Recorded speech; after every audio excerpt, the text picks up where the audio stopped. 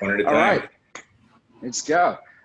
So guys, well, this is another great podcast from the Empower Tactical team. Sifu Damien here. Today we have what we call a new era of the new Bruce Lee. I refer to him personally as the new Bruce Lee. Why? Because I always was inspired by a great martial artist to be able to be who I am today in terms of martial art instructor and who I am in life, utilizing martial arts mindset. And I decided to do this podcast because I really wanted people to know that growing up as a child, I was inspired by martial artists. And my dream was to be able to work with them and to one day meet them.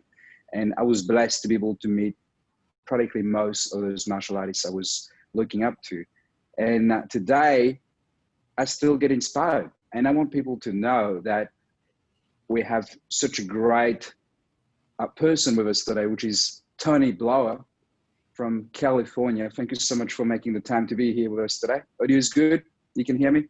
Yeah, audio is good, man. A little bit later in the day here. You're tomorrow morning, correct? That's it. I'm a step ahead of you. Yeah, nice.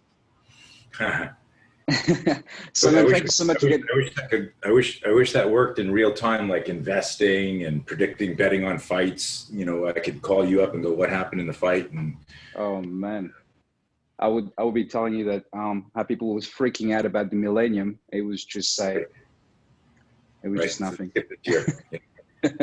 Absolutely. So, Tony, again, thank you so much for being here today. Again, I will always refer you as the new era of Bruce Lee. Why?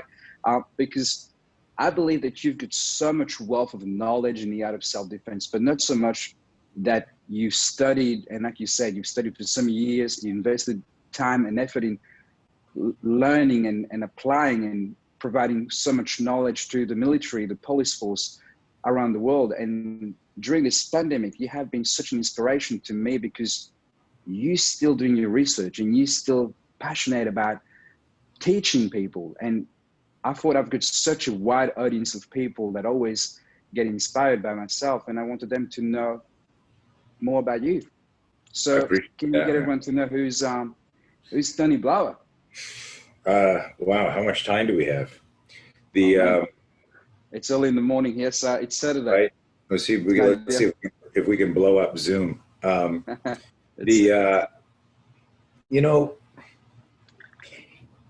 been on so many podcasts and I tell so many origin stories and stuff like that. But, at the end of the day, I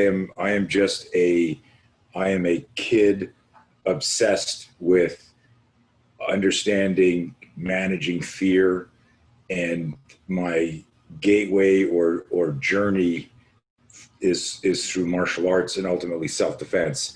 There's a level, I work with so many different people, not just in self-defense, but in mental fitness, like, our mindset coaching, our no fear program. So I'll work with so many people. I train professional, like, psychologists in our approach to managing fear and understanding self-awareness. Not that I'm their therapist, but they recognize the value of it as something they want to insert in their practice. And I'm going off on a little tangent here because, one of the guys is a very high-level Krav Maga out of Connecticut. I didn't know this at the time, but when he came to get certified in Spear, I didn't know his main business was a psychologist with a specific bias in helping military veterans dealing with PTSD. Wow. And he contacted me 2 years later and he said, your cycle of behavior, the 3Ds, the 3Ps, everything I do for regulating or managing fear actually works for PTSD. He says, and this is actually a quote on our corporate website that from Jeff, that he learned more in our fear management program than he's learned in terms of practical stuff that he's learned in 20 years of psychology, which is insane, right? It's a statement. It's a statement that doesn't make you friends. It's just like you referring to me as a modern Bruce Lee will make us a lot of enemies. And I look at that as Bruce Lee's a spiritual guide of mine. I look at that as like an ultimate honor. And it's, in terms of Bruce was a great athlete, but it was the freshness and transparency and honesty of his mindset was more powerful than his sidekick, the execution of his sidekick. We never saw Bruce Lee fight. All the fights we heard were stories, secondhand stories. We saw his movies. Clearly, he was charismatic. He had an energy. He'd come on the screen, and you would immediately, whatever was going on, your eyes went right to Bruce. Exactly. But it was his message. One of Bruce Lee's quotes to himself is something that got me through my teens and my 20s. He said, "To hell with circumstances, I'll make my own circumstances." And that was a mantra for me. So like we all have our spiritual guides, our leaders. You know that I became very good friends with his son, Brandon. I didn't follow the Jeet Kune Do path other than spiritually, other than, absorb what is useful, like blah, blah, blah.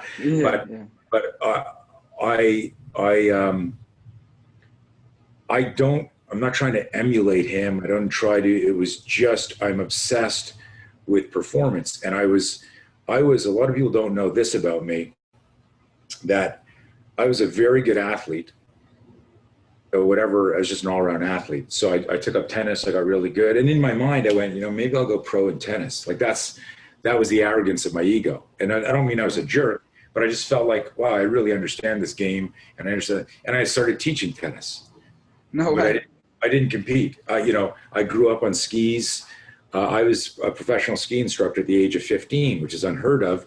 The hill, the ski hill that we skied at was called Mount Gabriel up in the Laurentians. And they actually got a special provision. A special provision. I got one of these like bouncy chairs that helps your back. It's such a pain in the ass. You want to buy it? I'll sell it to you. It's I'll ship it to Australia. It's one of these things, and it's always moving. It's good for your back, but God, it's annoying. They made a special provision for me to ski it was a good skier, but you can be a good skier, but if you're an asshole or a jerk, it doesn't mean anyone wants to learn from you. I loved helping people. I loved coaching. I loved seeing the sparkle in someone's eye when they feel, oh, finger splayed. Wow, why is that so strong? And then getting to explain, oh, that's muscle recruitment. That's the kinetic chain. What you just felt there was the extensor chain. And then being able to explain the neuroscience behind it and all that, blah, blah, blah, whether they like it or not. It's just fun to empower people. And I did that in a number of sports. But my true love, because of my obsession with understanding fear, was self-defense. Now,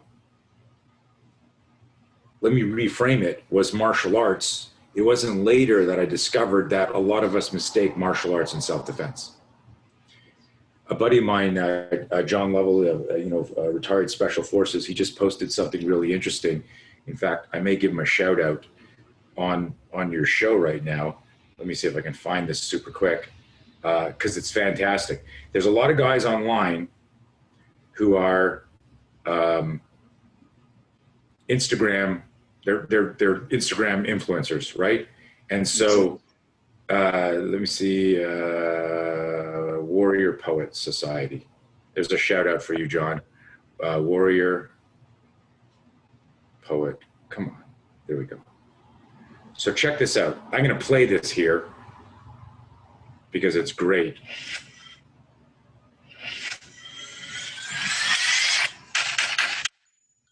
Will it focus? Yeah, that's perfect. Yeah. It's not focused, right? No, it's not. Let me see if I can do this. Yeah, that's good. That's pissed because he's a good shooter. Let me start it again for everybody. Sorry, look how impromptu. This is really badass. This guy's XSF.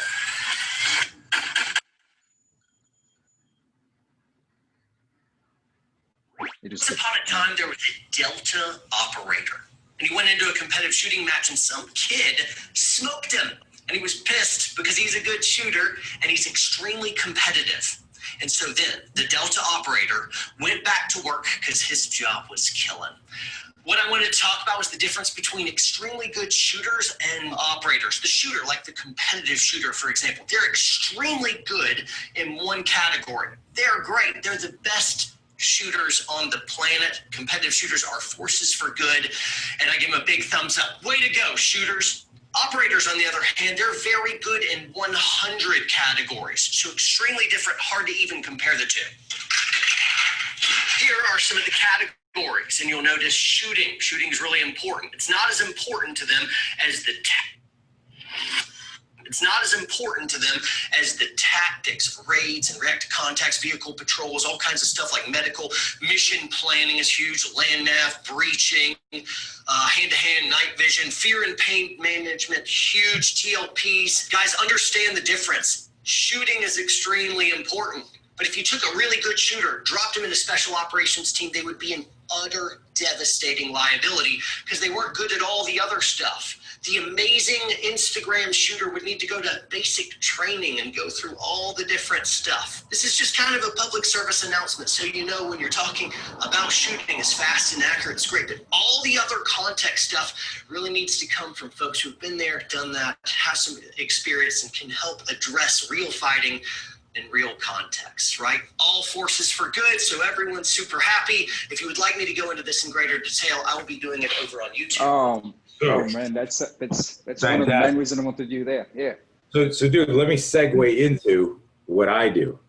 So guys like John, those are the guys I teach. The guys he's talking about. I train military and law enforcement and have full time since 1993. The most important thing to me was teaching self-defense. And I started teaching in 1977. When were you born as a reference point? 80s. Ha. You weren't even born when I started teaching. And I make that joke. I make that joke because people on Instagram go, thought you'd be taller. The reference from the original Roadhouse, right? I never seen you in the octagon. Oh, I double leg you. All right. Okay, listen. I've been studying violence, fear, and aggression for 43 years. And I reverse engineered a system studying humans. Remember my original drive, the thing that motivated me was helping people. So I didn't start teaching like, oh, I taught tennis, I taught wrestling, I taught skiing. Yeah. I'll teach martial arts. I started teaching martial arts because I was so in love with it. I lived in the country with my dad. There was no one around. There was a friend of his named Paul who had a son who was a really kind of like farm guy. Fucking his traps went right up to his ears. He was like one of these guys that grew up in the country, just super strong. And he lived like a half a mile. So I'd say, hey, dude, do you want to come over and work out with me? Yeah. We get together. And I taught him how to punch and strike, so I had somebody to spar with. And it was devastating because he was so strong, but he had no control. Like his passion wasn't execution of movement. So like every sparring match was a street fight for me. It was like, whoa, holy shit, that was close, right? Because he had it was like one speed. Then when I went to work for my dad in 1980, the head shipper there, this guy, Bobby Leger, he was 28. When did I start working with my dad? 79. So 1979, I was 19. Bobby's there, he's 28. So he's like 9-10 years older than me, grew up in a shitty part of Montreal. He used to live in Canada.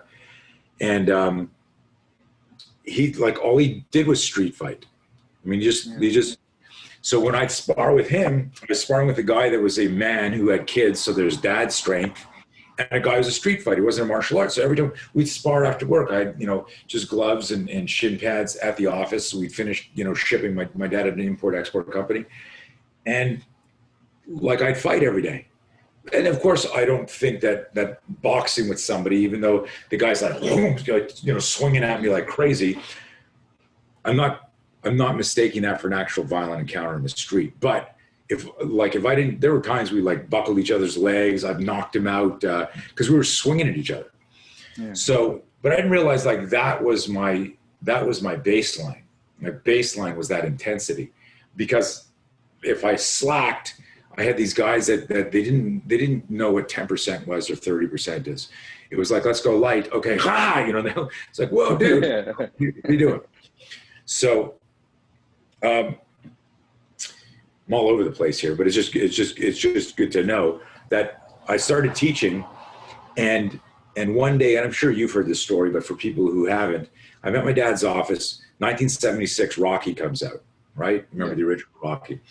And we used to get these big boxes at the office full of clothing, and it was this corrugated box that was so thick because they come from the Orient that literally you could stand in front of it and go wham and hit it and nail it. And if you drilled it properly, your knuckle might puncture it and give you a nice auditory dopamine hit. It would go, and you go crack, you go, yeah. So it was like hitting a good pocket on a focus pad or hitting that pocket on a good leather bag. So I'd stand in front of it and go, wham, and fucking nail that shot. And sometimes I would just like cut my knuckles, braise my skin. And every so often I'd get that. And yes.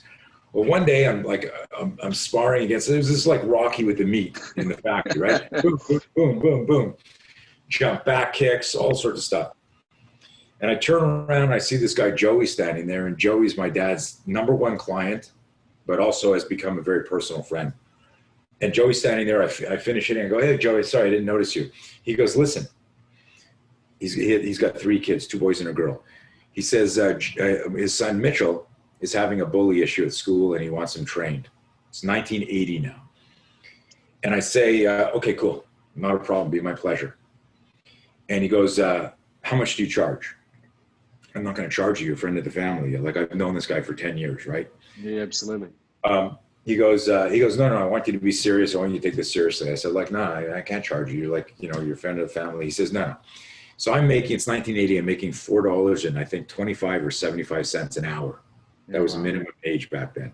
And it didn't matter that, my dad was real old school. It didn't matter that I had the same last name as him and it was a family business. His dad started it. Now he's running it. I started the bottom. I came in the first day of work. I'm wearing like a nice pants and a nice, a business casual in front of the whole staff. He goes, you ready to get started? I go, yes, Dad. He goes, you see that over there? I'm like, what? Look over there, like at your 2 o'clock. You don't see the broom like on the wall. And I'm like, oh, fuck. I think to myself, can I swear on your show? It's too late. Yeah, of course, 100%. I'm like, I said to myself, you fucker. Like right in front of the whole staff, he was making them know. He made a big deal of it. Go get the broom and start sweeping out the back. That's where I started, And, for all you parents out there, that was a douchey thing to do. He could have said to me on the drive in, I don't want people to think you're getting special preference and I want you to earn your way to here. I'm going to have you sweep and I'm going to do it in a way that everyone thinks like, I felt like he threw me under the bus. But whatever. So dads, moms, don't be a douche. And so, I start sweeping. So here I am, I'm making, let's say let's round it off. It's $4.50 an hour.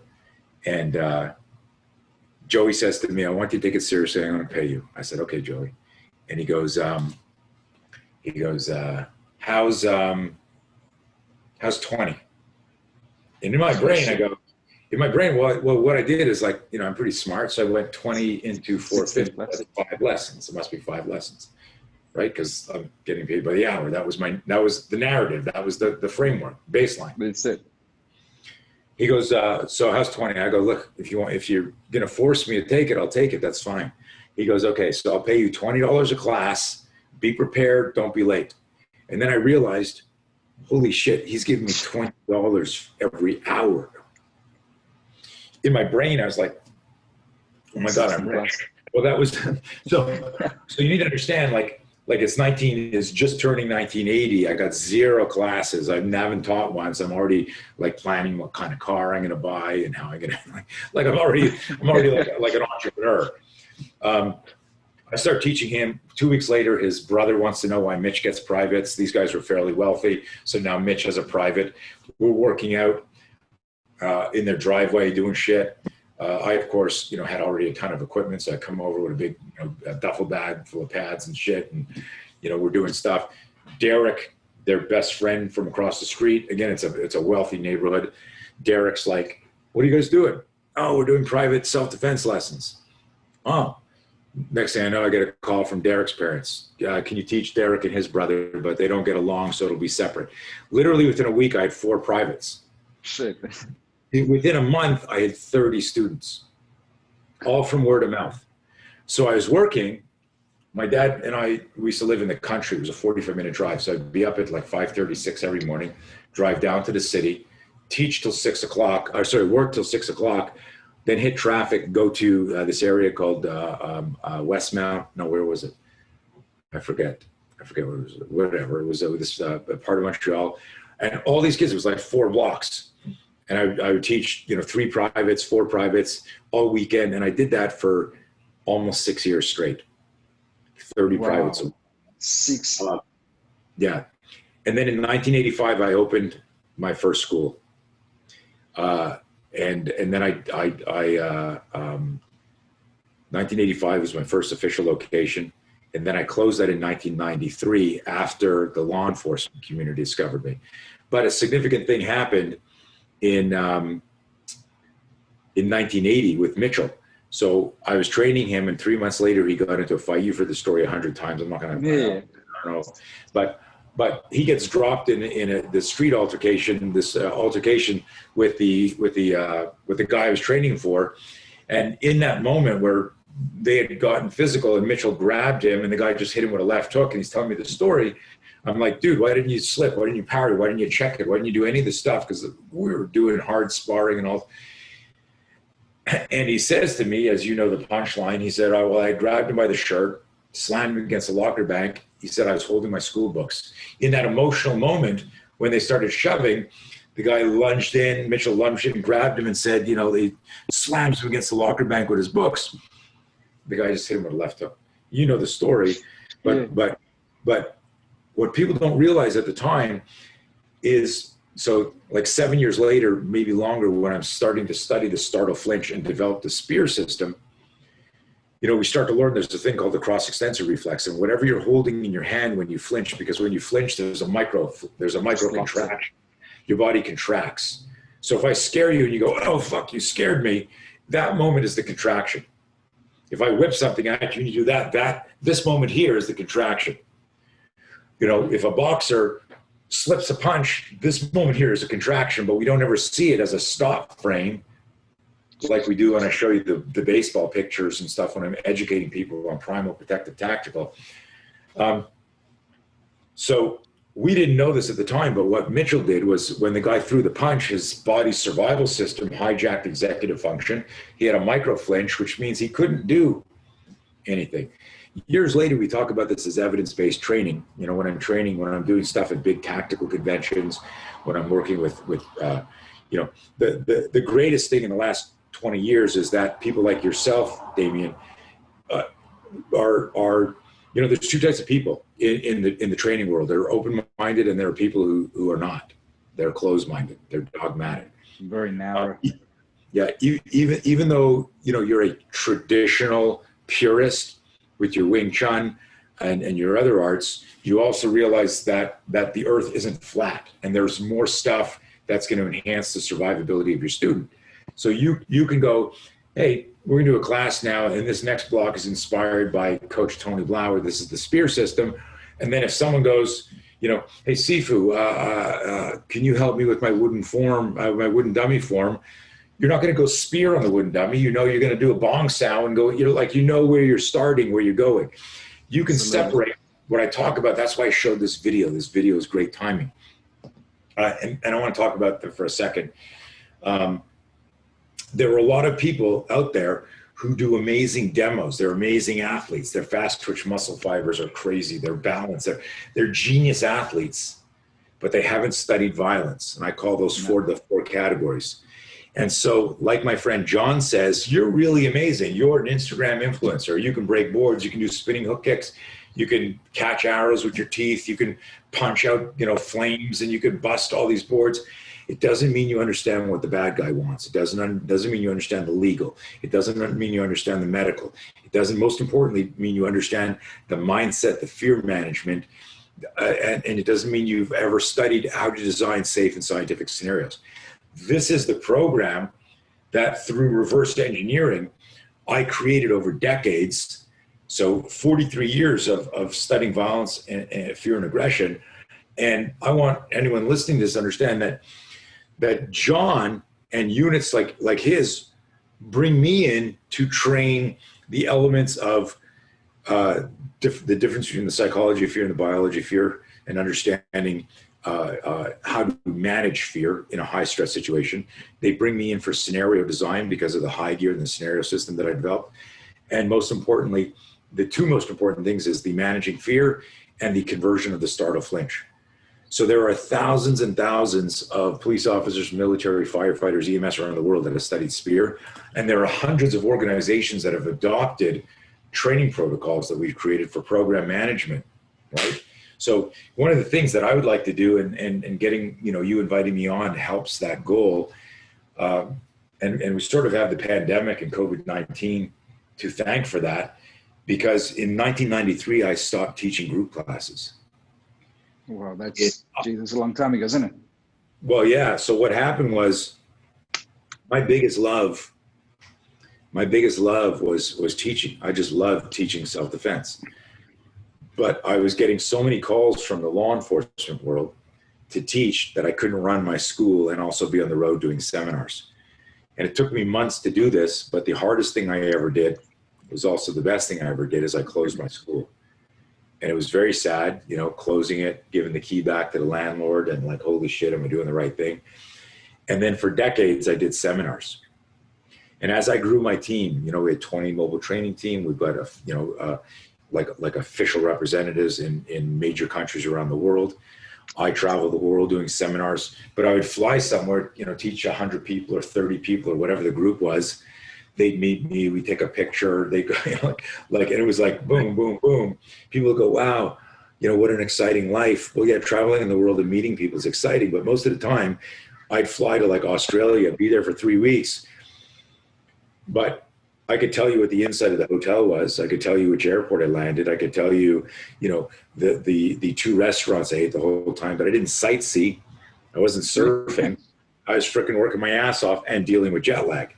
And so, the world travel, if for anyone who's done a lot of seminars or business travel, knows it's not all it's cracked up to be, even if you're the CEO, like me. There are benefits. There's times where we have a seminar in Green Bay, Wisconsin in the winter, and in Maui in Hawaii, and I'm the boss, and I go, I'll take the Hawaii one, guys. You guys go to Green Bay, Wisconsin. Thank you. Sorry, guys. Yeah, just teasing, but.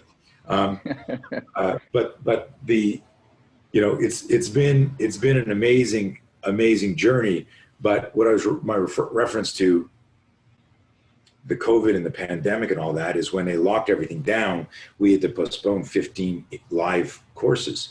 Now, all these courses, all of them, with the exception of one, I was not supposed to teach at. I train trainers now. I don't really train end user. I don't train students. And one of the pivots that we had to do, which was significant because my business was at jeopardy, because I'm going to tell everyone, what revenue we generate per course. But when I'm doing like an official government course, there's a significant amount of money that comes in with 15, 20, 30 people in it, plus, money I got to pay for my trainer. I got to fly them, their hotel, all this stuff. Imagine suddenly having 15 classes just stop that were consecutive. It was a lot of money. And so I started doing this garage gym, and we very quickly had 80 students. At the height of my enrollment back in the 80s, I never broke 100. We have 150 people and growing in our garage gym now. So I'm like, I'm teaching more people in my garage. This is my garage gym here. Where I started in 1979 is right where I am right now. And you know this from here. I never looked fat. I'm not trying to be vain because I'm short and I'm stocky, but I'm down to 178 pounds. I've dropped almost 18 pounds. You're looking hot, man.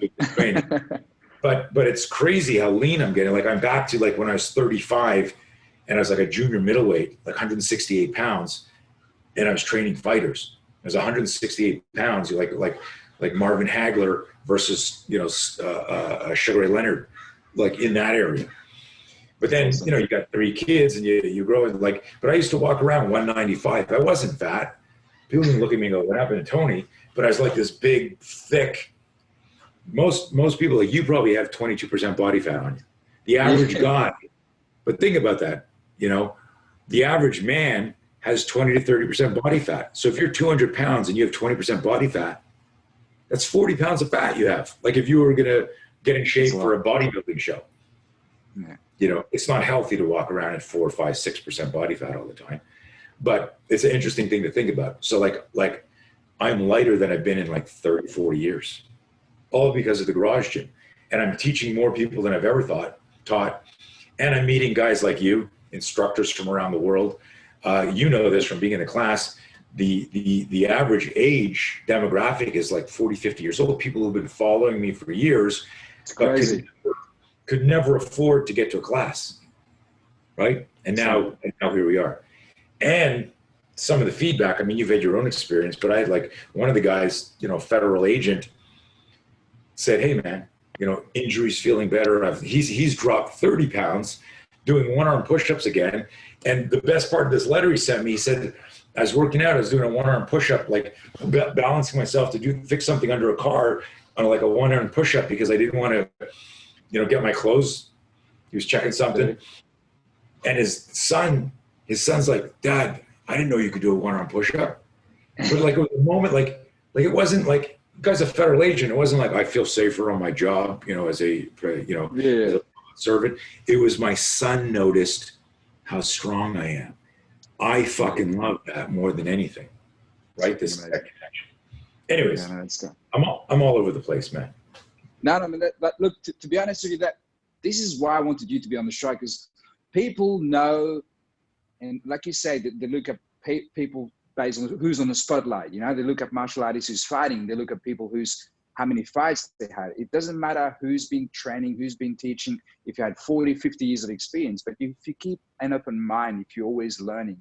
And I think you said something that I value a lot. When you're teaching someone, you're teaching them to make them a better version of themselves.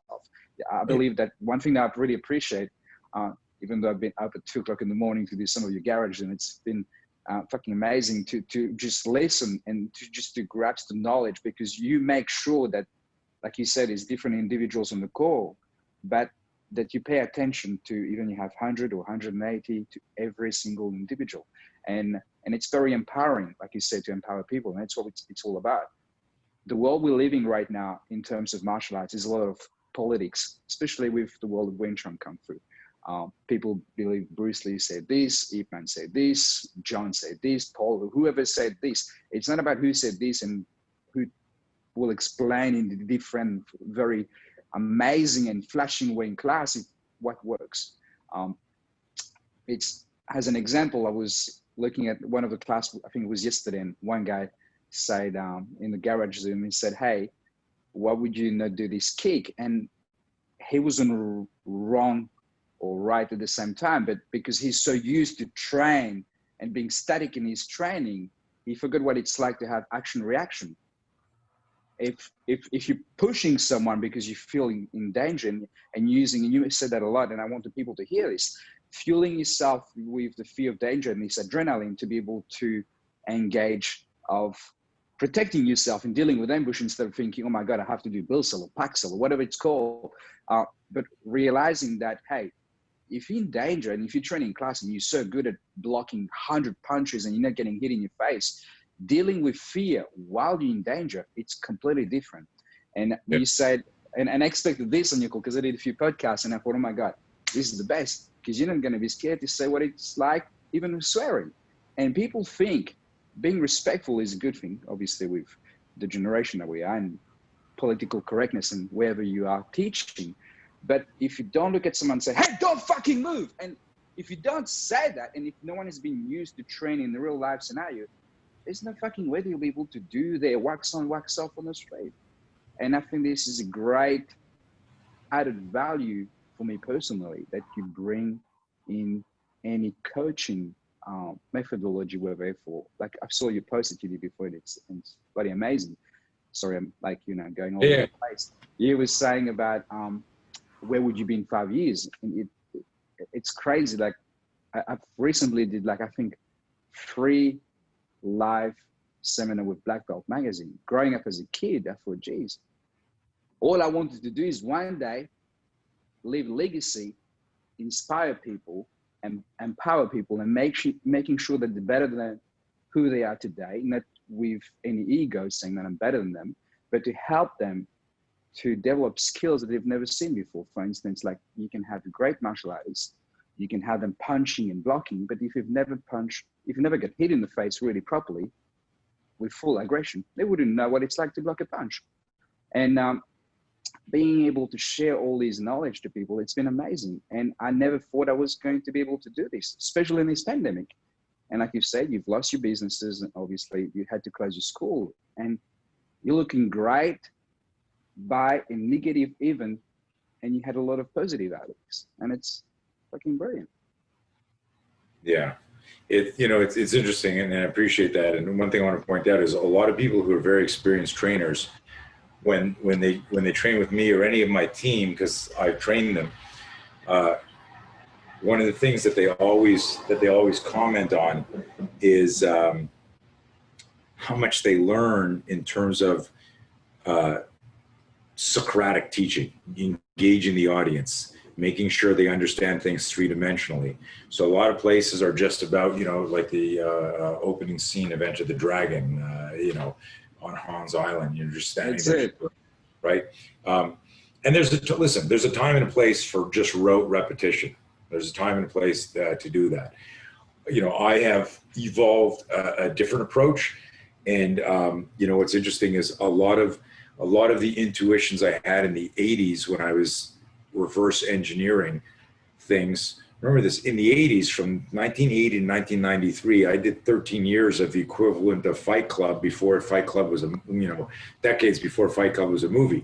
We'd get together every month and put on, like the Frankenstein version of High Gear, Kyokushinkai helmet, hockey gauntlets, baseball shin guards. And we would just beat the shit out of each other. We'd set up scenarios. We'd videotape on VHS. Most of your listeners will have to Google what VHS is. You have no idea what it is. But we would do that and study that stuff. And it was in the 80s that I developed the spear system. It was in the 80s that I got the idea for High Gear.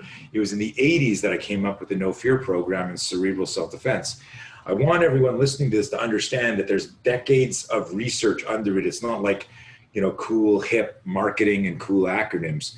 This shit emerged out of looking at people and my singular focus on how do I help this victim of sexual assault who's now at this seminar for cathartic purposes, and I can see her like holding back tears about to do a scenario, and she's here because she wants to feel her personal power again. And I recognize that. And you can't talk about that in the class. I can't go, hey, Mary was raped and she'd like to come here and punch someone in the face because it's going to be, she has to go through the crucible herself. Yeah. The kid in the same way, listen, my origin story for all this was I'd never thought about martial arts. I was 12 years old, walking home from a little pickup baseball game, and two guys from high school jumped me. And, they beat me up. I didn't get hurt from it. I went home and I said to my dad, he said, how was your day? I said, I was good, other than I got beaten up by two guys. And he said, we got to learn some self-defense. And I'm like, okay. And it was literally, I think 6 months before Bruce Lee passed away. And, I had, interesting, in the 60s, when Kato, Green Hornet, when Bruce was Kato and the Green Hornet, when he was on Marlowe, when James West from the original Wild Wild West, Robert Conrad, I used to watch all those shows, and I didn't remember this at the time, but if the Green Hornet was on, the house could have caught on fire. I would have burned to death. My mother would be screaming, and I'd be like this. If Bruce Lee was on the screen, I was like this. When Robert Conrad would save the girl in the Wild Wild West, and you knew the fight was coming, I'd be like this. I was transfixed by any type of hero using any type of fighting. But I was too young and didn't have enough self-awareness to recognize that. I'd be like, watching TV, fight scene. Maybe I'm biting my nails, I'm picking my nose, I'm 9 years old, playing things like fight scene. So I didn't know this until when I got jumped. My dad said, let's sign you up for martial arts, find a school. There was one Taekwondo school about 3 miles away from my house. And I went there. There were no other places to go. The instructor, Alex, was cool. I went and I signed up, and all of a sudden I felt safe. I felt like I was home. And I trained every class I could go to. I trained 7 days a week. I turned my basement into, a Bruce Lee museum. Like 6 months later, Bruce passed away, and Enter the Dragon, got a fast launch, and I was just hooked, just completely hooked at that point. But I said this earlier, I confused the study of martial arts because I got into Taekwondo and then Wing Chun and then boxing and anything martial arts. So if you're like a really serious musician, you don't just play guitar. No. Right? Guitar may be your instrument, but you love the piano, you love the bass, you love the saxophone, you're a musician. And this, we go back to the video that I showed you, is a lot of people got really good at Wing Chun or really good at knife or really good, and they don't understand the totality of life isn't just your weapon. It's not you as the weapon. It's not just, the pen. It's everything. It's understanding situational awareness and how self-awareness informs situational awareness. It's understanding how, if a stimulus gets introduced too quickly, it can hijack executive function. Executive function is your cognitive brain. It's your mindset. Where if I said to you, Sifu Damien, someone comes up to you at a bank machine, and he decides to steal your money, and he comes up to you and he points a gun at you or a knife, what do? You go, well, that's easy. I go fox style bound, I do this. Like the average person just goes to the default, the counter to this is, right? And the reality is that's not what happens in the real world. And that's what I mean, come full circle. When I said earlier, we are an evidence-based training system. We have hundreds of affiliates all over the world, hundreds of them. 97% of them are people like yourself who teach. They've got 10, 20, 30 years of experience, but they were open-minded enough to go, there's something missing. It's not how I punch. It's not how I elbow. On game day, your physical skill is not going to change. If you got jumped tonight, you can't go, shit, I didn't finish the third form, and so I didn't know the final move. Like on game day, it's all mental. People don't understand and think about to differentiate in their training between physical fitness and mental fitness. And the mind navigates the body. So the most important thing that I share with people, if they're end user students, is how to navigate fear. If you manage your fear, you manage to fight. That doesn't guarantee that you will win, but it guarantees you're in the fight. If you're in the fight, then what that does, if you lose it, it ensures that the PTSD and the self-esteem issues and the dignity issues aren't as impacted as they would be as if you just sat there and let yourself get your ass kicked. Absolutely. That's huge. That's freaking huge.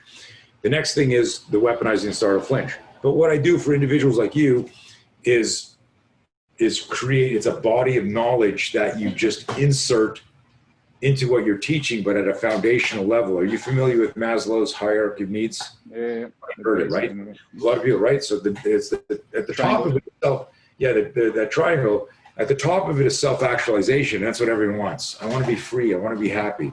I want to be the best version of myself. But you don't realize that the bottom tier is survival. And if your survival, like bedrock, is compromised in some way, emotionally, psychologically, it could be financial, it could be a relationship, it could be where you live. If you feel like that the foundation of your survival is at risk, that is going to impact everything all the way up because the foundation isn't correct. So when people train with us, and I've trained like counter-terrorists, right? I've trained the most elite people in the world. They've got all these skills over here, but why do they bring me in to learn startle flinch? Because somebody with an open mind said, you know what? And this is a line right out of our course. If you're scared shitless, unconscious or dead, you're not going to get to your complex motor skills. Absolutely. So if I tell you, what would you do if a guy was here, Damien, and what would be closest weapon, closest target? What would you hit him with? Well, if I say to a Taekwondo guy, Guy's moving up to you. He's about to attack you. What would you do? The Taekwondo guy is not going to say, I'm going to double leg him. He's going to say, I'm going to front kick him. I'm going to back kick him. I'm going to side kick him. This is called the unconscious bias. When you practice something over and over again, your brain, there's no such thing as muscle memory. Here's a quick little education on neuroscience. When I do something over and over again, what's happening is I'm training a neural pathway. The neural pathway, part of that process is educating the neurotransmitter. Part of that process is when I have a stimulus response and I'm trying to send a message, what helps deliver the speed of that message is myelin. And the myelin sheath is what protects that message and makes it go as fast as it can. So when we talk about stimulus response and I go, guy grabs your throat, hit him in the head, right? Guy grabs your throat, grab the thumb, pin. Like what we think of, that's muscle memory. That's me training a neural pathway. Because if I go to tackle you and you're a boxer, the boxer is going to dip and try and fire an uppercut. If you're a wrestler, you're going to sprawl or try and do a guillotine. If you're a Thai boxer or a kicker, maybe you can try and drill a knee. Like your art creates a myelin sheath around the neurotransmitter that predisposes you to do something based on your art. The danger there is maybe that's not the safest thing you should do in the scenario. In a sport environment, in a combat sport environment, it doesn't matter because we invest in, you and I are going to spar. I want Spear to beat Wing Chun, even if we're friends. Right? And you want Wing Chun, you want me to come in and you go, right? And I go, wow, what the fuck was that? I go, a straight blast. Let me show you that, right? Whatever it is. Because our athletic ego has invested in that. If I buy a gun and I learn how to shoot, and then I get in a fight and I go click, click, click as the guy's running at me and it malfunctions and I go smack and I hit the guy with the gun and knock him out, right? I don't go, wow, like all my training, I used my gun as a hammer. It wasn't what it was supposed to happen. I'm giving a goofy example, but we have a maxim. We have a maxim. You've heard me say it 100 times. Be careful what you practice. You might get really good at the wrong thing. And the typical martial artist sees that as an insult on their system, and it's not meant to be. It's what it's meant to be is, do you understand neuroscience? Do you understand that when you do something over and over again a certain way, you create a neural pattern, that the nerves that fire together wire together, and that becomes what people mistakenly call muscle memory. Muscles actually don't have memory. So now when you think about it in terms of your personal safety, and the way I look at it is I go, listen, your personal safety means it extends to your family, which means you get to be a courageous bystander if you were forced to be. So when I look at stuff, I go, let's forget. I always say, don't mistake the trademark for the truth. If you're a jiu-jitsu person, jiu-jitsu solves everything. If you're a Wing Chun person, Wing Chun solves everything. If you're Taekwondo, my buddy, one of the best Lethwei fighters in the world, right? Like if you're in his army, it's like Lethwei. I would just do this. I would do this. Every time there's violence in the street, anyone who owns a gun goes, that's why I carry. We all create this unconscious bias in this vertical. And now we go back to the original video. You are being influenced by an Instagram influencer who's making you think that this is all you need to do, and this is all you need to know. And what I've been saying for decades, not new, is, there's not this range of fighting. There's situational awareness, and situational awareness is informed by your self-awareness. I got a bad feeling about that. That's self-awareness. Now situational awareness turns on, right? I make the joke, if you don't realize that you're an arrogant prick or you're prejudiced, then you have trouble figuring out why you keep getting into a fight Friday night at the pub. It's so fucking true. Right? It's so anyway, it goes on and on and on. But anyone listening, listen.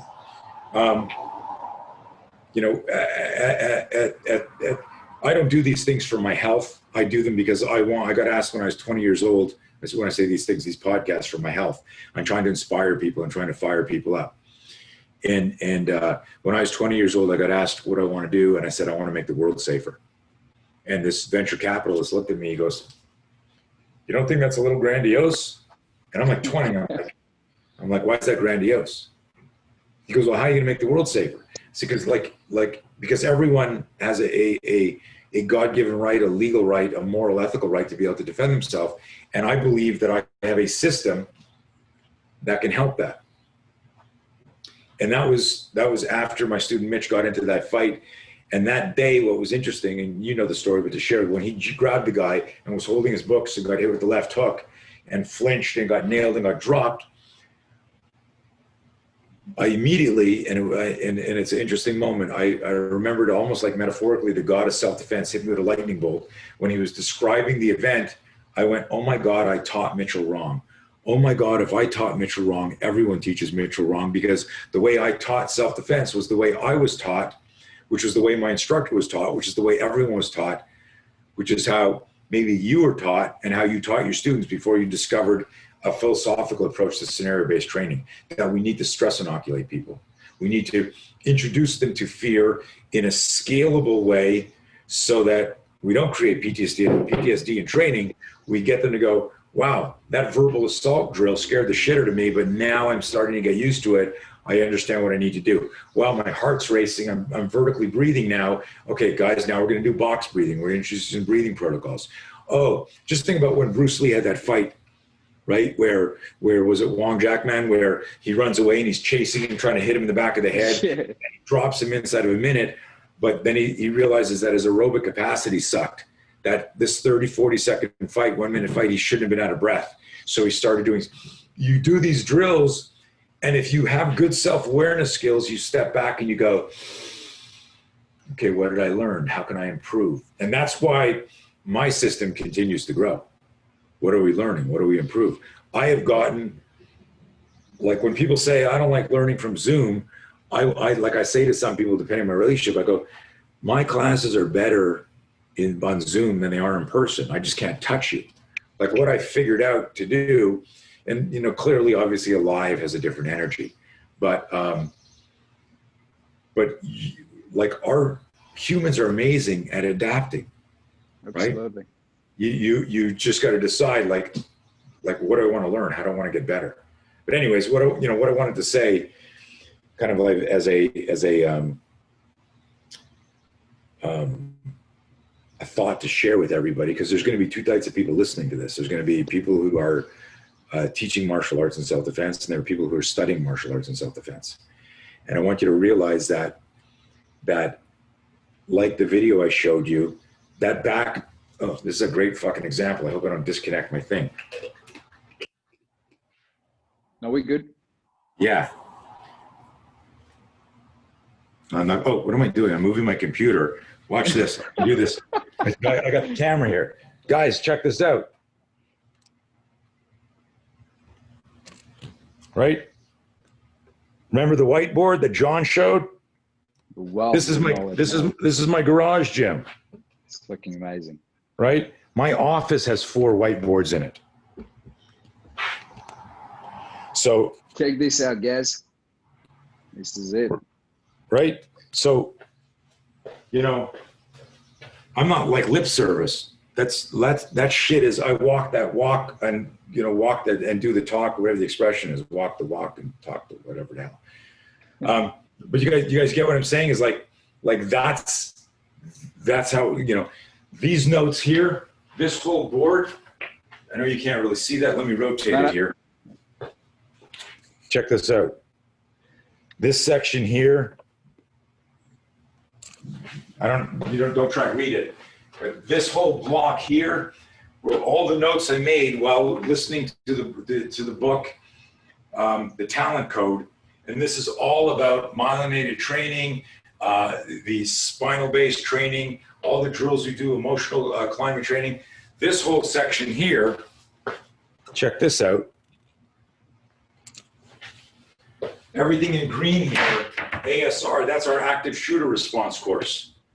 And so when I get trainers in here, it's up here. And if I took you to my office, which I'm not going to do right now because I would lose you. Like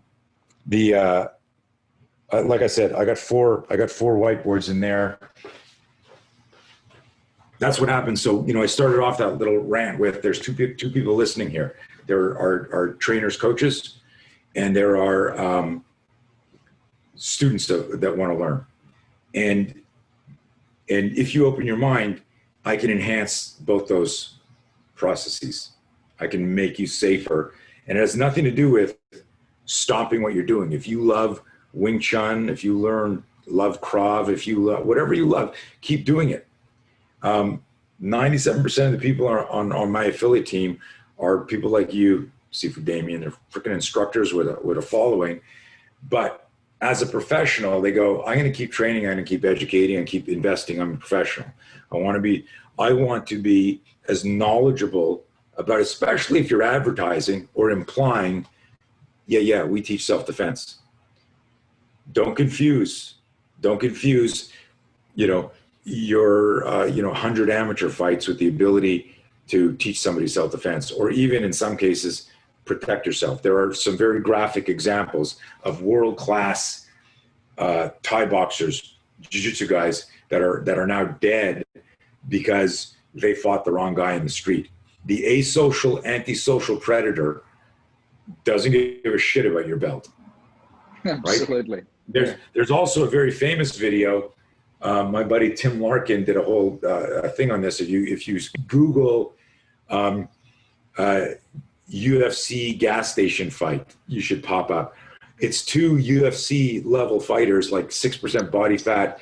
There's clips of them UFC getting the shit kicked out of them by four assholes at a gas station. One of them gets hit with a 2x4, gets dropped. It's insane, because I always tell people, like if I said to you, that guy fights in the UFC, look at his body, look at his record. He takes off his shirt, he's ripped. There's a clip of him fighting. If I said he's going to get in a fight in 5 minutes to that piece of shit over there at the cash register, who are you going to bet on? Immediately, everyone goes, I'm betting on the UFC guy. We make the mistake. Yeah. That's what we hear today. That's true. It's true. The guy who doesn't care if he goes to jail is more dangerous than you. The guy who doesn't care if he maims you or kills you is more dangerous than you. Because if you're a good Samaritan, right, you're thinking, I can't be an asshole in the street. There's a guy tailgating me. I can't be an asshole. I cause an accident and then be civilly and criminally responsible for another injury. That would be horrible. You're thinking in those terms. Should I give him the finger and go, hey, fucking get off my ass? Should I hit the brakes?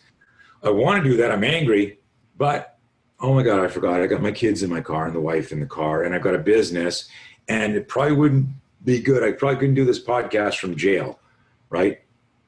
So the good Samaritan thinks in those terms. The asocial, antisocial predator doesn't even think about that for a second.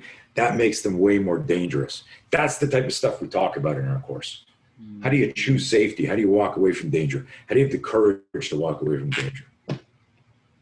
It's funny you say this, because I was going to pick up on what you said right now and talking about the airbag theory that you instill in most of us. How do we change, obviously, great coaches with the ability to coach and with the art of whatever they're doing, but they only have the good Samaritan out of them. They're very compassionate, they're very good at teaching, but what's missing is, yes, the airbag theory.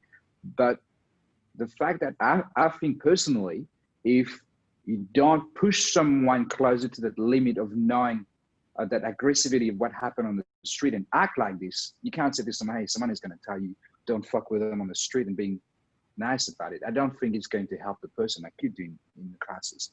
How do we get, like you said, you want them to keep doing what they're doing.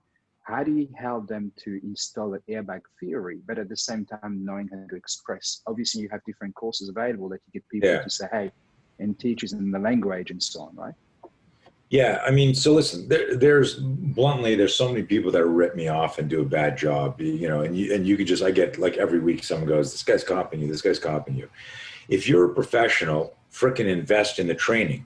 I have figured out all the pedagogical approaches to teaching people. We've got audio, we've got video, we've got manual, we've got courses, we've got online courses. So if you're a professional, then you should be studying it directly from us and not self-certifying yourself through a YouTube video. There's a lot of people who go, yeah, we teach that. So, the first thing is be ethical and be professional, and then learn it properly. The next thing is when you understand it properly, that fuels your passion and your insight for creating a class. So if I'm reading you right, the question is, you got people who are really skilled at other martial arts and they recognize that there's something missing. Yep. And I always tell people, like, until you're emotionally and psychologically in control of yourself and physically dominating your threat, don't go to a complex motor skill. Don't jump to a complex motor skill. So in the sudden moment, a violent stimulus will bypass your cognition. So if I said to you, Sifu Damien, what would you do if a guy threw a punch? Well, before training spear, you might go, well, if he came at this angle, I would intercept with this. If he came at this angle, I'd pop him off to the side and do this. I might hit here. But now you would only do that if this was a protracted altercation and the guy's like, fuck you, man. You want to fucking fight? And you're like, hey, take it easy, man. And you're in a nonviolent posture, but he doesn't see it as a Wing Chun posture. I need to take it easy. And then you see the guy loads and you go, oh, got him. It only works if somehow the universe is unfolding on your behalf. Why do I say that? Because there would be evidence of Wing Chun being used in a real fight, of Thai boxing being used in a real fight. Now listen, before everyone freaks out and starts emailing me going, you fuck you, fuck you, fuck you. Let's define a real fight. I'm not talking about two people squaring off. I've got videos, lots of videos where people send me, I don't even comment on them. They go, I thought you said boxing doesn't work. And there's a guy like standing there and like that old man dropping like those 4 thugs in some, used that went viral for years, right? First of all, because you can find 1 or 2 videos in the billions of confrontations that occur in the world, doesn't mean that's a truth or a protocol we can rely on. Does that make sense? Absolutely. If you can find the 1 unicorn, that doesn't mean there's 10 unicorns. It just means, wow. There was one video, I think it was from Czechoslovakia, where this guy has like 6 guys running at him, and he's you can just drop it there, man. The 6 guys running at him, and he's dropping them. He's like just boxing them, and it's like in one of those like circles, like a big traffic circle in between cars. And I see people emailing me going, you said boxing doesn't work. And I want to answer them. I go, you couldn't do that, asshole. Like the idea is like, just because we found a unicorn that could do it doesn't mean you're safe. That unicorn isn't going to be your bodyguard. Absolutely. Right? It's like so fucking the emoji with the head blowing up? Like I go, fuck. Like they're just more interested in showing me I'm wrong once. I found a unicorn. Unless that unicorn is going to be your bodyguard, you're still in a lot of fucking danger. Plus, when you find out, when I look at those guys, do you know which video I'm talking about? The boxer. Yeah. You ever see it? But I said, one day I did write an answer. I went, first of all, we found out through research that guy was a former pro boxer. That means for 10 years or more, he's been boxing. He's good at his hands. So it's a pro boxer. And then you watch the guys running at him, and they're like, doing this. I go, like, every fight that I've been in, the bad guy was always better than that. I could do that too if my bad guys were that shit. Those guys were horrible, right? So a lot of people don't look at that. They're just looking at a reason to say Tony Blauer is incorrect. So if that's your mindset, that's your attitude, you should not even be listening to this anymore. You should be online writing some fucking hate thing and trolling under a fake alias going, this sucks. If you have an open mind, you look at evidence. Someone will say, wait a minute, there's lots of videos of jiu-jitsu winning the fight. We're missing the whiteboard metaphor from the beginning. Jiu-jitsu's probably nothing better than jiu-jitsu if you're forced to go to the ground. But is that where you want to predispose yourself to go? If it's 3 good guys and 1 bad guy, and you've got a secure perimeter, you're controlling shit and you're on the ground, that's great. But if it's 3 bad guys and you on the ground with one of their buddies, you being in a like guillotine, making the guy tap out while people are stomping in your head isn't good. So listen, I know a bunch of jiu-jitsu, I know a bunch of wrestling, I know a bunch of boxing, I know a bunch of spear, I know knife, I go gun, I go all this shit. I'm not confusing the trademark for the truth. The truth is the 3Ds, part of our system: detect and avoid, defuse and de-escalate, and if push comes to shove, defend yourself. When you defend yourself, you got to recognize the bad guy controls the fight. What does that mean? The bad guy controls the location, not you. The bad guy controls the level of violence. If you're a law-abiding citizen, you go, this guy just said he's gonna kill me, and he's attacking me with a Nerf, like one of those pool, and like one of the, what are those noodles? Nerf gun. Yeah, there's pool noodles. Noodle. He comes at me like this, going and I can see it's a Nerf thing. I don't need to pull out my katana and kill him because I go, he's got a Nerf. The guy, he's insane. In other words, force must parallel danger. You don't just do what you want to somebody. In the real world, force must parallel danger. How much danger am I really in? And so the bad guy controls the location. The bad guy controls the level of violence. The bad guy controls how long the fight goes. If you come running at me, right? So lean in towards me, Damien. Come leaning in. And I go whack, and I hit you with a friggin' combo. That was my boxing meets Wing Chun. It was a straight punch on an angle. And it hits you, and it knocks you out. How long did the fight last?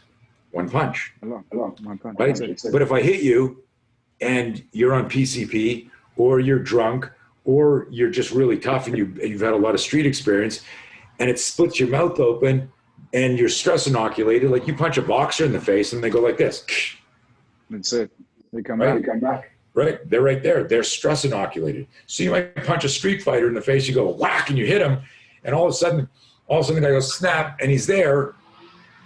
Well, if your whole narrative is just one blast and I'll drop the guy, and he's still there, suddenly your fear loop kicks in, your breathing changes, and that changes how you feel athletically. You're like, why am I shaking? Why are my hands sweating? Why am I, holy fuck, why am I out of breath? And like, we just got started. So there's this whole cascade of emotions and psychological part that happens. That's the missing link in all training. And then the other part is intelligent scenarios. Most people don't know how to do intelligent scenarios. So all of that, you asked me a question, I don't even think I answered that. How do we teach the airbag metaphor properly? How do we learn it? I'll share, because it's probably worth it just to have it for posterity on your podcast. The startle flinch, I coined it as the organic airbag. And what that means is, if you lean forward on your desk now and somebody had wired your desk and electrocuted it, we would both go, if that current went off, we'd both go, whoa, like our hands would come off that, right? And so ask anyone, if you got a firefighter or an EMS friend who's responded to car accidents, ask them, where there's trauma on victims who go through windshields, where there's trauma on somebody, the driver. And they'll always say forearm and hands. Steering wheel hits the forearm and hands. Window, people go through the window, not like this. Oh shit, oh fuck. They don't put their hands by their side. The hands come up to protect the head. So this is something I discovered and observed in the 80s when I was formulating. Remember, like SPEAR, SPEAR, spontaneous protection enabling accelerated response, wasn't handed down to me on some secret scroll. It was me doing drills where I'm getting punched in the head, and sometimes I flinch, and sometimes when I was trying all of my complex motor skill movements, I would intercept. But it was chance. It was like 50-50. I'd see the guy move and boom, I'd do an improvised bong sao. I'd see him move and I'd slip. But there were times where I'd try that and I would eat the shot. At the end of the drill, it was called the sucker punch drill. At the end of the drill, I had a mouse under both eyes. I was bleeding out of my mouth. I had a massive headache. My face was swollen because I got hit. My training partner was using 16-ounce gloves, and all I had was a mouth guard. But we did this for probably an hour and a half or 2 hours. And I got the shit punched out of me. But I knew I was onto something. My intuition said, there's something to learn here. Because I thought my athletic ego was, I'll just be fucking waxing on and waxing off all day. And wax on, wax off didn't exist in the 80s. That film hadn't come out yet. But yeah, that became the foundation for analyzing and studying startle flinch and startle flinch conversion. the observation was, regardless of somebody's background, gender, or experience, or skill, if a stimulus was introduced too quickly, they flinched. So everybody, when we did our panic attack seminars, would be like, shit, flip, doing shit like this. Years later, I said, that's the same as an organic airbag. Your body's survival system has an organic airbag in it. If I go boo and I come at you, you're sitting there, you're like, whoa, the hands will come up. Well, the airbag, the organic airbag, deploys at a non-conscious level. Your survival system, which is hardwired into your DNA, says, and I like explaining it like this, your conscious, so situational awareness is a cognitive skill. Your conscious situational awareness of look out, danger, which is attached to your theoretical arsenal. See, for Damien, what would you do if a guy did a lapel grab? You go, well, that's easy, Fox out, tense out, and then I straight blast him, right? He'll grab me, right? You do the move. Now the guy goes, listen, man, and grabs you, and you're like waiting for him to finish the sentence before you, recalibrate and figure it out, and he's on you, and you're like, oh, shit. And now you're like trying to do stuff because your cognitive brain, executive function, was hijacked by the suddenness, the aggression, and the proximity of the attack. But what starts to happen if you embrace all of our research is if a guy moves too quickly, the body startle flinches, and then we teach people how to express power through converting the flinch through understanding the kinetic chain and the neuroscience of getting finger splayed outside 90. This becomes the airbag. A great metaphor for the airbag, using the car metaphor, is you're still sitting on the fence. You're listening to this, you go, Tony uses a lot of big words, but I don't know if I agree with him. And I go, okay, fair enough. So we decide to set up a drag race. And we all get our souped up cars. Our cars represent our bodies. And in each car is the best practitioner of the martial art that you think is best for the street. So we all have our unconscious bias. Before you met me, Damien, you'd have said Wing Chun. That's why I've invested my whole life studying it. So we've got a guy in a Wing Chun car, right? And he's sitting there, windows are down. The guy in the Wing Chun car looks over his shoulder. He's like, you're going down. The guy, this next car is a boxer, because somebody else who we ask goes, boxing. Good boxer, man. So the guy's with the boxer, he's driving there, maybe he's got gloves on, maybe he's got wraps on. He goes, fuck you, Wing Chun guy. Boxing's the answer. The guy beside him is a jiu-jitsu guy. He's sitting there in his gi, or his rash guard. He's got his fingers taped, all of them are all taped. And he goes, fuck you, boxer, right? And he's ready to go. Every car is whatever car you want, whatever brakes you want, whatever transmission you want, whatever engine you want, right? So you got a souped up, you got a Lamborghini or a souped up Prius. I don't give a shit what you're driving. My voice is raw, sorry. No, then the car beside that is Lethway. The car beside that is MMA. The car beside that, we're all here going, fuck you, fuck you. Our ego's invested in our art. You agree with that? Our ego's invested in our art, of course. And of course, drag racing is illegal, so we're in some remote part of the country, and we're here, and we got, some girl, of course, with a flag in front of us going, you guys ready? I'm going to do this, and then I'm going to jump and do that, right? Just like a drag race, right? Just some movie. And as like a minute before we're getting ready to go, we're revving our engines and we're checking all the gauges, we hear a rumble, and we look up, and coming over a hill at a ridiculous speed is an 18-wheeler truck, a giant transportation truck. And the guy's honking, his brakes are out. And he's gonna run right into this intersection where we're all lined up. And in that moment, like now it's a second away. We don't have time to do shit. In that moment, we're like, what the fuck? It's that moment. Stimulus get introduced too quickly. And as we're thinking, do I have time to get out of the car? Should I hit the brake? Should I hit the gas? Will the car kick? You realize it's like, no, it's coming at you. In that moment, he slams the brakes and the truck fucking skids, and all the 18-wheelers gonna hit everybody at once. What does everybody in the car do, man? Does the Wing Chun guy go like this? No, fuck. Does the Taekwondo guy go, ah, shit, and get in the back seat and fucking load his kick? Does the boxer get in a stance and throw a jab? Or does everybody do what you demoed? Everyone goes, holy shit, and cover their head. And if you know somebody who's a forensic specialist, ask them, car accident, somebody goes through the window, is there trauma on their hands and their forearms? And they will say, all the time. All the time. Why? Because as fast as that car hit a tree or another car, boom, and that somebody came through the window, before I could go, wow, and come through the window, my hands came up to protect my head. I discovered this in the 80s, and I said, if that bypasses cognition, that's the fastest thing we could do. What if I could weaponize that and turn that into a protective or a tactical opportunity? And that, my friends, is the underpinning foundation of this spear system. It's pretty fucking insane. When you think about it in those terms, like, we are human weapons, but most of us have been domesticated. We think the cavalry is going to rush in and save us. And anybody who's experienced true violence realize, as much as the police would like to be there to help it and stop it, you are the first responder in your confrontation. So for my friends out there listening to this who are going, who's this guy Blauer? And is this, you can study this stuff with me, literally directly from me by joining the garage gym, like Sifu Damien is.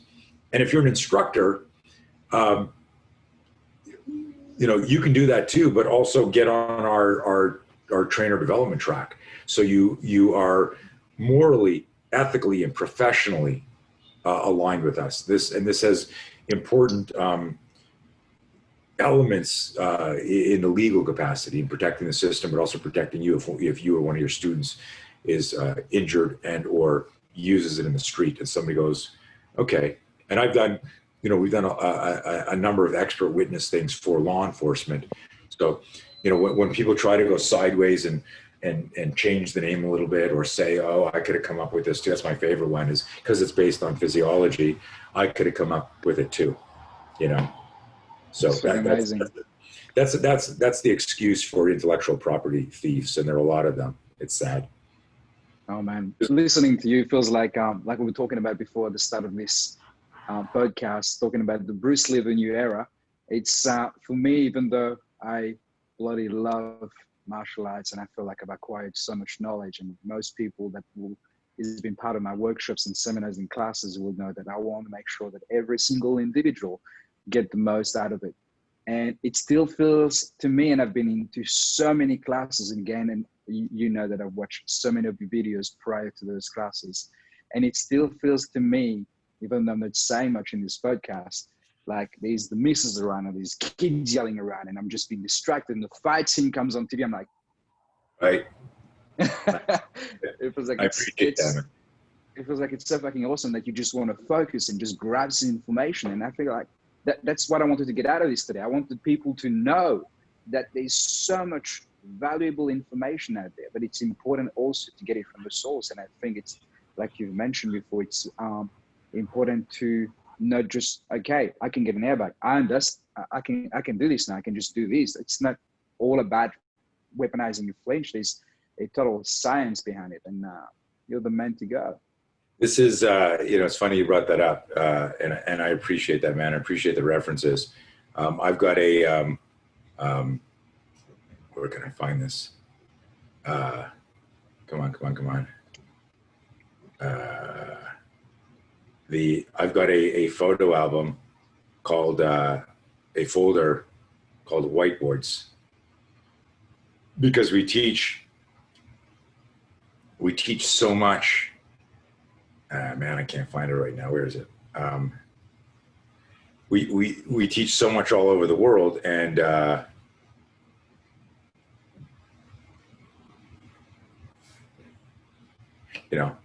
could go. I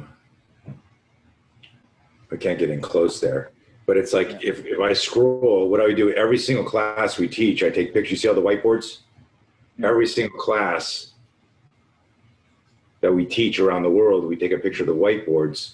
Look at them, because the whiteboards become the living story. Look at this, the living story of what happened there, because there's so many recipes.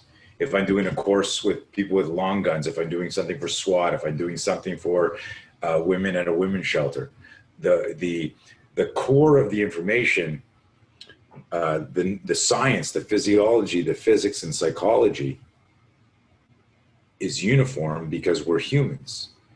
But then the scenario discussion and the way we build the course then becomes customized. That's what we do. That's what we do when we do our train the trainer course. We teach them how to diagnose and treat using a scientific protocol, including how we do scenarios. So that's amazing, man. That's great. And now, and obviously, I wanted to know, because you still, I don't know if you guys are still in lockdown over there. Are you? No. Sort of. Yeah. Okay. Because we're still in lockdown here in Australia. Gyms aren't allowed to be open. You know, you can go shopping. You can go on an airplane and sit beside somebody like this. I just flew to Virginia and taught a course for a federal agency out there, and you know, it's so stupid. You know, you're on the airplane, you're eating for 45 minutes. You can take your mask off to eat and drink. So it's just, you know, you can go shopping, you can go to the bank, you can go wherever, but like you can't go to a gym, which is, you know, I posted a buddy of mine, Bedros Keuilian, who's very big in the fitness space. You know, everyone knows that a healthy immune system helps fight any virus. Well, absolutely. where do you transform your body and get healthy? Is it at a restaurant or is it in a gym? If you can sit at a table with 6 people, you know, 6 feet away from another table with 8 people or 4 people, you can go to a gym and work out and get your immune system healthy. It's ridiculous, but let's not go political.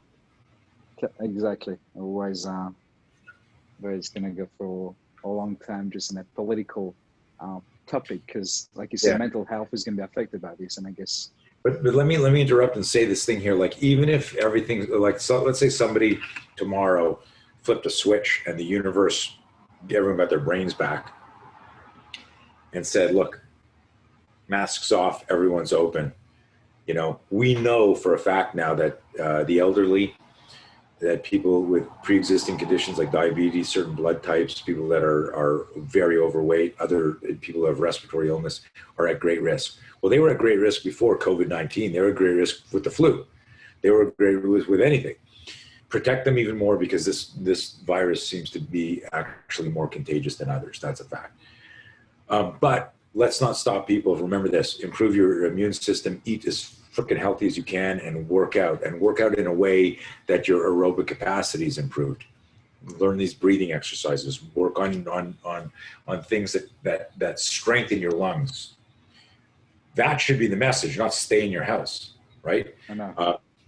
But what I wanted to say is this: if somebody went, oh yeah, we made a mistake, and I think everyone knows that, but they can't say that because they would lose power by saying, hey, like, we probably shouldn't have shut the economy down for 6 months.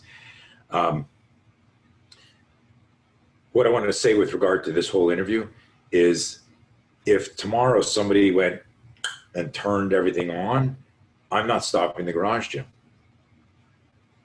I'm going to, like, and why I'm saying that is, first of all, without the garage gym, I wouldn't have dropped 17 pounds, 18 pounds. I wouldn't have more members in my garage gym than I ever had when I was teaching at my own gym in the 80s. I'm teaching again, which is, you know, I'm 60 years old, man. I've been teaching for 43 years old. If you can't sense my energy, my passion about this stuff, then you're already half dead. This stuff fires me to fuck up. I love this stuff. And so it's given me an opportunity. It's like my brain is like on fire again. I'm coming up with new drills and new ideas. So don't think of the garage gym as like a COVID-19 thing. That was the pivot in April to save the business. That was me, the entrepreneur, managing fear. I was like, oh shit, I could lose my whole business. Oh, fortunately, you're a fear management expert. Apply your system. Those people who manage their fear manage to fight. So I figured out what the fight was and what I needed to build. And now here we are 6 months later. But this is going to continue for as long as there's internet, right? You know, just right. So whether you're, you know, a trainer or somebody interested in improving your personal safety, you can jump into the garage gym for a month, do it for 3 months, do it for a year. You know, it's one of those things where you do it. And, you know, I remember one person, this guy, Al, back in Montreal where I used to live, training with me. He signed up for 3 months. He trained every single day. We were open 7 days a week at the time. Trained every single day, and then didn't renew his stuff. This guy was such a good athlete, picked up things so fast. Came in every single day, like he was one of those guys that was just genetically gifted. Could pick up like just doing stuff. He used to work at this restaurant I used to go to. So his membership ends, and he doesn't renew, and he doesn't come back in. He just he went cold. So imagine seeing somebody 7 days a week for 3 months, and then just stops coming. And then you see him like a week later at the restaurant. You're like, immediately I went up to him. I go, dude, this is a true story. Listen to this. I go, dude, come here. He goes, what's up? I said, first of all, what's the soup today? Right? He tells me, tuna sandwich, I'll have soup and my usual drink. Thanks, bud. Dude. And like, dude, what are you doing? I haven't seen you all week. He says, well, my membership's up. I said, yeah, your membership's up. That's how things are. Your membership's up. And now what do? You renew your membership and you keep training. He goes, no, I'm good, man. I go, what do you mean you're good? You're stopping? He goes, yeah. I go, dude, you can't stop. He goes, no. No, I'm fine. I go, no, it's not about being fine. You're like really gifted. You're like, I show you, you move like Sugar Ray Leonard. You're freaking, kick like Joe Louis. You're freaking fast like Bruce. You're like this prodigy. I want to fucking work with you. He goes, he leans in and he says to me, he says, something happened a few months ago and I realized I didn't know how to defend myself. So I decided I need to learn how to defend myself. So I did some research and I found you and I signed up for 3 months and I really feel like I can defend myself now. I go, and? He goes, so I'm done, I'm good. I go, no, you keep training, you keep getting better. He goes, he looks like this, he goes like this, Steven. He goes, hang on, I lost you here. No, I'm good. I'll get you. Yeah, but I couldn't see you. He goes, he looks over his shoulders and he goes like this. He goes, you don't understand, man, I'm a pacifist. And I'm like, what? He goes, yeah, I'm a pacifist. So I'm really uncomfortable. I was so uncomfortable when I did it, but I did it for myself because I realized I need to be able to protect myself and my family. I go, hold on, let me get this straight. You're like a pacifist? Pacifist? He goes, yeah. I mean, you're like a political pacifist? Like you stand in lines of parades down with violence? He goes, yep, that's me. I go, no fucking way. I would never, just the way you were hitting the bag and sparring, like, no. He says, yeah, I had to get that out of my system. I had to know that I could fight. But my true self is I abhor violence. And I was like, wow. And I leaned forward and I smiled and I said, there's nothing wrong with being a deadly pacifist, is there? Right? And we laughed and he brought me my food, but he never, but so that message is for everyone listening here, that you can study with me for a month, 2 months, 3 months and go, that's what I needed. I now understand the human weapon system theory. I now understand the airbag metaphor. I now know how I'm going to deflect that initial danger and then convert to my complex motor skill from my martial art. And some of you may end up training forever with me, and some of you may become instructors, but you got to start, and it doesn't start without an open mind, and the mind navigates the body. Absolutely. That's my rant. That was very awesome, man. That was great. You're a legend. Thank you. For having the opportunity to be able not only to train and to be coached, but the amount of knowledge that you send in newsletters, and people need to know this, that it's not so much about just being part of a garage gym, but the amount of knowledge. It's a community. It's beautiful. Yeah. It's beautiful. It's amazing. Well, I'm glad you're with it, and I do recognize the your commitment. When you get up in the middle of the night to do a class, everyone's asleep. I think that's cool, and I look forward to meeting you in person one day. And well, that would have been good. I'm glad the cap was on there. And then I hope that in a more official capacity, you bring the system to all your students and to Melbourne. Yeah, absolutely. We need more conscientious professionals that are doing this right. Thanks, man. Really appreciate that. We can't Thank wait. you. Can't wait to meet in person. Can't wait to bring the system to the spotlight and get everyone to understand that it's a must. Like you said, the Maslow hierarchy of needs. It's everyone needs that shit. And if you think about that, last thing is, at the end of the day, let's wrap with my favorite meme. Violence doesn't care what martial art you study. Absolutely. You know, I could be sitting here in my garage and all of a sudden, like, two guys pull up in a car and come running in. They don't care that I do spear or Wing Chun or grapple. They're just there. It's a home invasion. Boom, here you go. Right. And you've got to go. And you've got to be mentally equipped to go, fuck, and adapt to that. And it's a different way to look at violence. Violence doesn't care about your martial art. Your martial art are tools in a toolbox.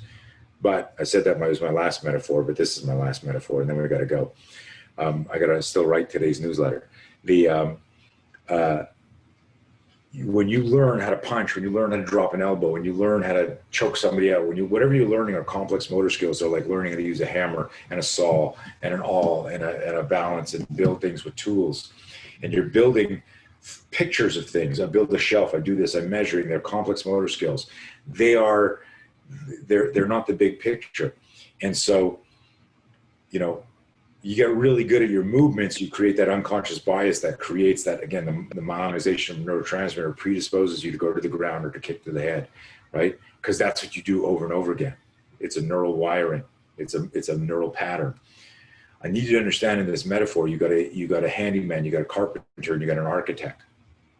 The handyman is the guy that's learned a couple of little moves, and he's got a limited scope of what he can do. The carpenter knows more, but he's still about, yeah, I can fix that. Let me think about that. But he's still thinking about what he knows from the blueprints that he has and his toolbox. The architect has studied foundations. The architect can come in and go, I dig your idea for building the house there, but if you build it there, that foundation is going to move because I understand how to build things. I understand the big picture. And so when people train with me, we teach them the blueprint of violence, that you understand the big picture of violence and the actual physical skills of the hammer and the shin kick knee are only a tiny little part of solving that problem. Like that whiteboard story in the beginning with my buddy. You know, don't mistake the trademark for the truth and go, look at this, look at this, look at this. Because when you flip that over, when you flip that whiteboard around, you get this whiteboard. Peace out, everybody.